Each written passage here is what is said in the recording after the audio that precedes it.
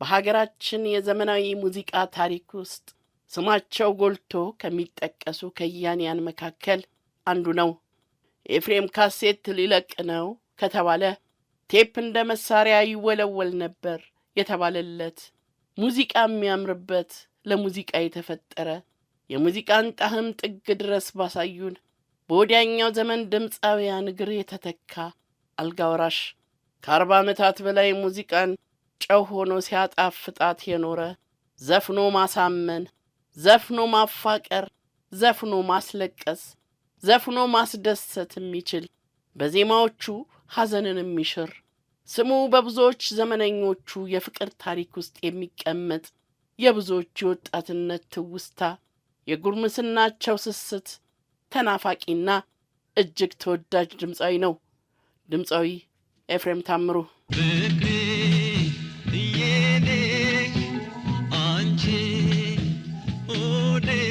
ኤፍሬም ለብቻው ያስቀረጻቸው ካሴቶች ቁጥር 12 ሲሆን ከሌሎች ድምፃውያን ጋር በህብረት 4 ዜማዎችን ተጫውቷል። ሙዚቃን ሀሁ ያለበትን ጋሜ የተሰኘውን የመጀመሪያ ስራውን የደረሰው አንጋፋው ድምፃዊ አያሌው መስፍን ነው። አያሌው ተስረቅራቂውን ሙዚቀኛ በ1973 ዓ.ም ሙሉ ሹራብ አስለብሶ የካሴት ከቨር ፎቶ አስነስቶ የመጀመሪያ ካሴቱን እንካችሁ እንዲል አደረገው። ሙዚቃ በትክክል ወግ ባገኘችበት በዚያ በወርቃማ ዘመን ተከስቶ ዘመን ተሻጋሪ ስራዎቹን ሲያበረክትልን የኖረው ተወዳጁ ድምፃዊ ኤፍሬም ታምሩ የተወለደው ታኅሳስ 21 ቀን 1952 ዓመተ ምህረት ነበር። ባህር ዳር ከተማ ተወልዶ አብዛኛውን የልጅነት ሕይወቱን ደጀን ከተማ ውስጥ ያሳለፈው ኤፍሬም ገና የ12 ዓመት ታዳጊ ሳለ አንድ ክረምት እሱ የሚኖርበት ከተማ ላይ ሙዚቃ ለማቅረብ የመጣውን ባንድ ተከትሎ የቤተሰቦቹን ፈቃድ ሳያገኝ ለ2 ወራት ከአገር ሲዞር ከርሞ ሲመለስ ከቤት የጠበቀው እጅግ የከፋ ቅጣት ነበር። ዘፈን ይሉት ነገርን ጨርሰው የማይወዱትና ወግ አጥባቂው አባቱ ልጃቸው ያለ ፈቃዳቸው ባንዱን ተከትሎ መሄዱን ሲሰሙ ቁጣቸው እጅግ በረታ። ምን ሲደረግ አሉ ለገላጋ ያስቸገሩ። ልጃቸውን ገርፈው በእግር በረት አሰሩት። ይህ ሁኔታ ግን ታዳጊውን የጥበብ ምርኮኛ ከመንገዱ የሚያቆም አባታዊ ቅጣት ሊሆን አልቻለም። ይልቁንም ቅጣቱ ታዳጊውን ይበልጥ አጠነከረው። እልህና ፍቅር ተደራርበው ከሙዚቃ ጋር የጀመረውን ወዳጅነት እንዲያጠብቅ አስገደዱት። በወቅቱ በአውራጃው በተካሄደ የሙዚቃ ውድድር ላይ በዘመናዊ ሙዚቃ ተወዳድሮ በማሸነፉ የደብረ ማርቆስ ሃይስኩል ባንድ አባል ሆኖ ባንዱ ከሚያገኘው ገቢ 18 በመቶ የሚከፈለው ድምፃዊ ሆነ። ሙዚቃና ትምህርትን ጎን ለጎን እያስኬደ 8ኛ ክፍል ሚኒስትሪ ተፈተነ።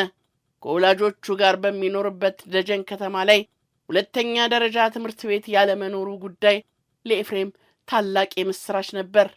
የ2ኛ ደረጃ ትምህርቱን ለመማር እሱ የሚዘፍንበት ባንድ ወደሚገኝበት ደብረ ማርቆስ ከተማ መሄድ ግድ ይለው ነበር።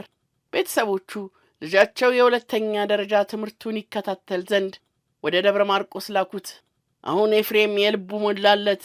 ሙዚቃውና ትምህርት ቤቱ ተገናኙለት። እድል ዕጣ ፈንታውን ይበልጥ አቀረበችለት። ደብረ ማርቆስ ከተማ ከገባ ከጥቂት ጊዜ በኋላም ለኮንሰርት ወደ ከተማዋ የመጣው ዝነኛው አያሌው መስፍንና ኤፍሬም ታምሩ ተገናኙ። ኤፍሬም ማቄን ጨርቄን ሳይል አያሌው መስፍንን ተከተለው። 5 ወራት የዘለቀ የሙዚቃ ጉዞ አድርገው ሲያጠናቅቁ ኤፍሬም ጓዙን ሸክፎ አዲስ አበባ ገባ። ገና በታዳጊነት ዕድሜው በፍቅሯ ተሸንፎ ምርኮኛዋ የሆነላት የሙዚቃ ጥበብ አፍቃሪዋን አላሳፈረችውም። ስጦታዋን ያለ ስስት ሸረችው። አዲስ አበባ ውስጥ በሚዘፍንባቸው በርካታ የምሽት ክበቦች ጆሮ የሚሰጠው ዘፋኝ ሆነ። በ1970ዎቹ አጋማሽ ላይ ወደ ኢትዮጵያ የሙዚቃ ኢንዱስትሪ ውስጥ በመግባት ታላቅ የዘፈን አብዮትን ከፈጠሩ ዘመነኞቹ መካከል ግንባር ቀደሙ የሆነው ኤፍሬም ታምሩ ድምፁ ብቻውን ባንዱን ከሚያጅቡት የሙዚቃ መሳሪያዎች መሃል ያንዱን ያህል ጉልበት አለው እየተባለ ባድናቂዎቹ ይሞካሻል። የድምፁ ተፈጥሯዊ ቅላጼ አምላክ ያደለውን እርጋታ አክሎበት ሲዘፍን ፍቅር አብሮት ይዘፍናል። ሙዚቃ ራሷ ሐሴት ታደርጋለች እያሉም ያሞካሹታል። ከሆዱ በማውጣት በተናጋው የሚያስረቀርቀውን የለሆሳስ ቃላት አልባ ድምጹን ብቻ በአልበም ደረጃ ቢያወጣው ተሽቀዳድሞ የሚገዛው እልፍ ነው የሚሉለትም አሉ። የኤፍሬም ሙዚቃዎች በተለያዩ የተቃራኒ ስሜቶች ውስጥ ሆነው ሊሰሟቸው የሚችሏቸው ስራዎች ናቸው። በሐዘንና ደስታ፣ በትካዜና ሳቅ፣ በፍቅርና ጥላቻ፣ በማጣትና ማግኘት ውስጥ በከፍታና በውድቀት ጊዜ ሁሉ ቢሰማ ትክክለኛ ምርጫ ይሆናል ይላሉ አድናቂዎቹ። አካሌ እንደ ገብሱ ዛላ ካጓጓዘኝ ወይ ሀገር እናቴ፣ እኔም እንደ ጀግና እንዴት ነሽ ሀገሬ። ሰው መሰረቱ አድማጭን የፊልም ያህል በፍቅር ይሁን በስስት ውሉ በማይለይ ድባብ ጭልጥ አድርገው ይዘው የመሄድ ጉልበት ካላቸው ከብዙ ስራዎቹ መካከል በጣም ጥቂቶቹ ናቸው።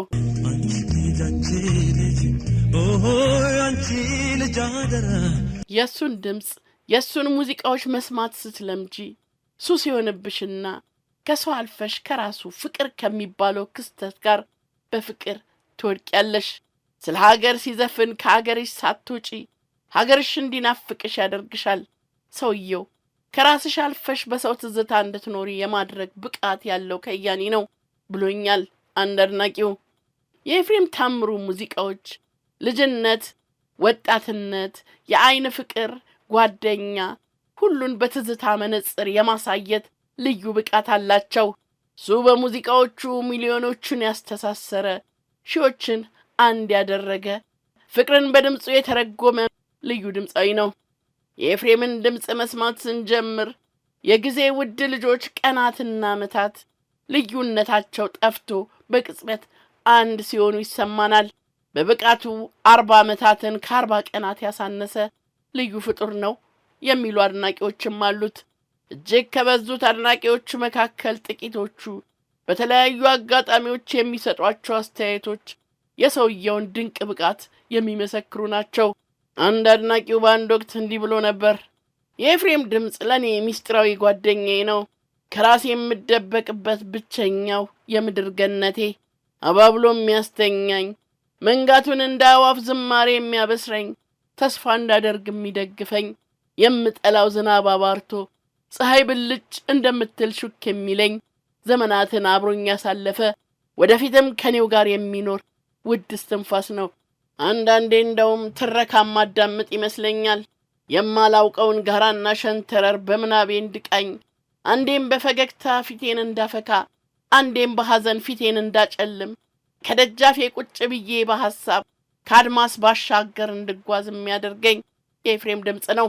በመከፋት ውስጥ ሆኜ ኤፍሬምን ስሰማው ትኩስ እንባ በጉንጮቼ ላይ ኮለል ብሎ መውረድ ሲጀምር፣ ሸክሜ ቀለል ሲል፣ ፈገግታዬ ሲመለስ፣ ተስፋዬ ሲታደስ፣ ከህመሜ ስድን፣ ነገ ብሩህ እንደሚሆን ሳምን ይሰማኛል። የሕይወቴን እውነታ አስረስቶ ለገባሁበት ቀውስ ትልቅ ፈውስ ይሰጠኛል። በሰማሁት ቁጥር ደጋግሜ ያለመታከት በፍቅሩ ወድቃለሁ። እንጉርጉሮ ነፍሴን ከዚህ ችግርና መከራ ከተሞላበት ዓለም መንጥቆ የሆነ የኔ ብቻ ወደ ሆነ የዓለም ክንውን ሁሉ ጸጥ ረጭ ወዳለበት ሀፍታ ወስዶ ልዩ ጊዜን ከራሴ ጋር ብቻ እንዳሳልፍ እድል የሚሰጠኝ ብቃቱ ነው።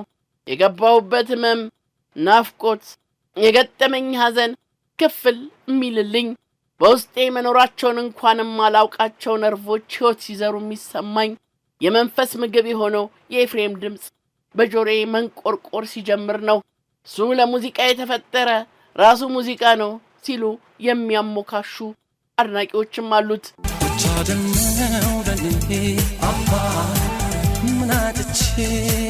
ከነ ድምፃዊት ኩኩ ሰብስቤና ሂሩት በቀለ ጋር ብቅ በይ ሙናን፣ የፍቅር ቅጣትንና ነይዛልዬን የመሳሰሉ ዘፈኖችን በመጫወት ብቃቱን በህብረት ሥራ ውስጥም አሳይቷል።